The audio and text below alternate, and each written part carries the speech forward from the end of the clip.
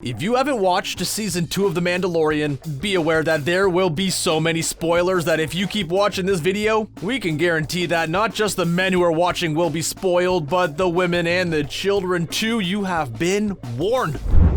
Ever since Ahsoka Tano got her first live-action appearance in The Mandalorian, we finally got our first insight on Baby Yoda, now Grogu's ever-elusive backstory. As we're now well aware, he was raised in the Jedi Temple on Coruscant in the time leading up to Order 66 before the rise of the Empire. This obviously means that he would have been there during the course of the prequels. But more specifically, did you notice that there are some subtle connections between Grogu and Anakin Skywalker, aka the Dark Lord of the Sith, or more famously, the guy who's really good with kids? In this video, we'll go over some of those little connections, so sit back in your cockpit, grab that jar of unfertilized eggs, and let's open up today's holocron.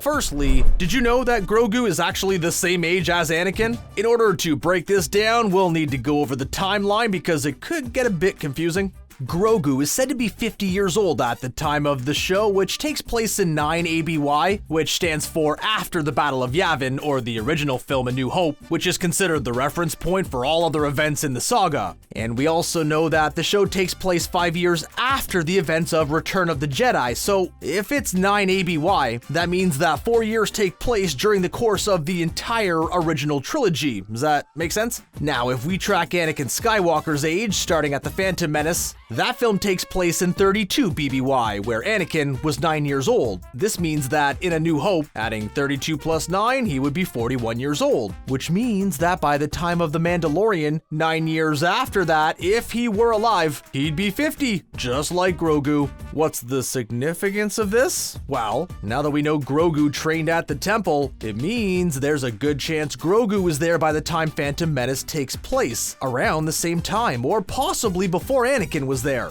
Master Yoda even claimed Anakin was too old to begin training at 9 years old. He also thought Luke was too old. I mean, that's pretty ageist for a 900-year-old, isn't it?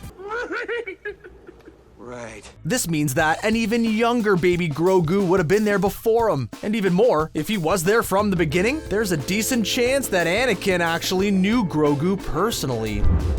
After Ahsoka sent Mando and Grogu to Tython to contact another Jedi, there's a small Easter egg when Grogu is placed on the Seeing Stone. Just before he goes into the meditative state, Grogu begins seeing blue butterflies around him and tries to grab one to Mando's frustration.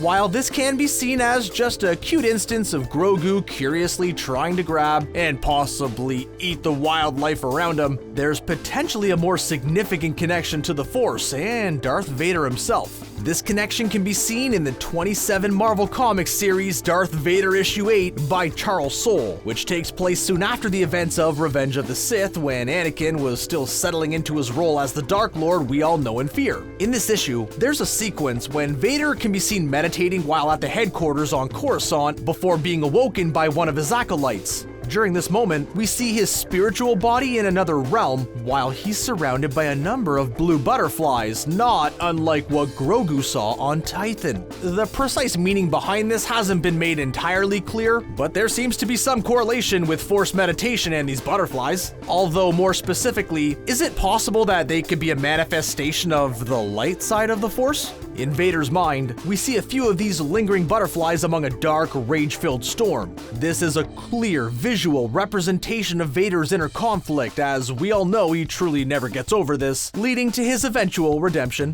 While at first it would appear more metaphorical when reading the comic, seeing these butterflies surrounding Grogu in real life might hint towards the planet's strong connection to the Force, as these creatures appear to actually be native to Tython itself.